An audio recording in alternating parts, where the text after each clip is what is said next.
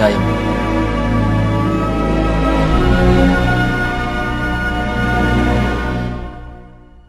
మరియు లోపటను వెలుపటను వ్రాత కలిగి 7 ముద్రలు గట్టిగా వేసియున్న యొక్క గ్రంథము సింహాసనమందు ఆసీనుడైయుండు వాని కుడిచేత చూచితిని.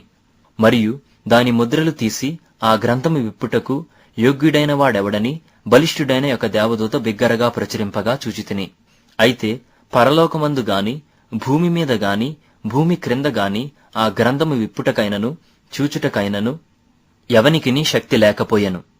ఆ గ్రంథము విప్పుటకైనను చూచుటకైనను యోగ్యుడెవడనూ కనబడనందున నేను బహుగా ఏడ్చుచుండగా ఆ పెద్దలలో ఒకడు, ఏడువకుము, ఇదిగో దావీదుకు చిగురైన యూదాగోత్రపు సింహము 7 ముద్రలను తీసి ఆ గ్రంథమును విప్పుటకై జయము పొందెనని నాతో చెప్పెను.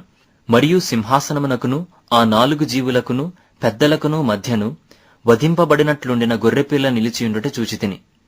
ఆ గొర్రెపిల్లకు 7 కొమ్ములును 7 కన్నులు నుండెను. ఆ కన్నులు భూమియందంతటికీ పంపబడిన దేవుని 7 ఆత్మలు. ఆయన వచ్చి సింహాసనమునందు ఆసీనుడై ఉండువాని కుడి చేతిలో నుండి ఆ గ్రంథమును తీసుకొనెను. ఆయన దానిని తీసుకొనినప్పుడు ఆ 4 జీవులను వీణెలును ధూప ద్రవ్యములతో నిండిన సువర్ణ పాత్రలను పట్టుకొనియున్న ఆ 24 పెద్దలను ఆ గొర్రెపిల్ల ఎదుట సాగిలపడిరి. ఈ పాత్రలు పరిశుద్ధుల ప్రార్థనలు. ఆ పెద్దలు, నీవు ఆ గ్రంథమును తీసుకొని దాని ముద్రలను విప్పుటకు యోగ్యుడవు. నీవు వధింపబడిన వాడవై నీ రక్తమిచ్చి ప్రతి వంశములోను ఆయా భాషలు మాటలాడి వారిలోను ప్రతి ప్రజలోను ప్రతి జనములోను దేవుని కొరకు మనుషులను కొని మా దేవునికి వారిని ఒక రాజ్యముగాను యాజకులనుగాను చేసితివి గనుక వారు భూలోకమందు ఏలుదురని క్రొత్త పాట పాడుదురు. మరియు నేను చూడగా సింహాసనమును జీవులను పెద్దలను ఆవరించియున్న అనేక దూతల స్వరము వినబడెను. వారి లెక్క కోట్ల కొలదిగా ఉండెను.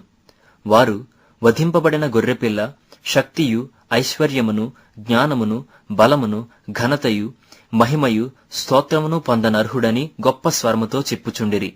అంతట పరలోకమందును భూలోకమందును భూమి క్రిందను సముద్రములోను ఉన్న ప్రతి సృష్టము అనగా వాటిలోనున్న సర్వమును సింహాసనాసీనుడైయున్న వానికిని గొర్రెపిల్లకును స్తోత్రమును ఘనతయు మహిమయు ప్రభావమును యుగయుగములు కలుగునుగాకని చెప్పుట వింటిని.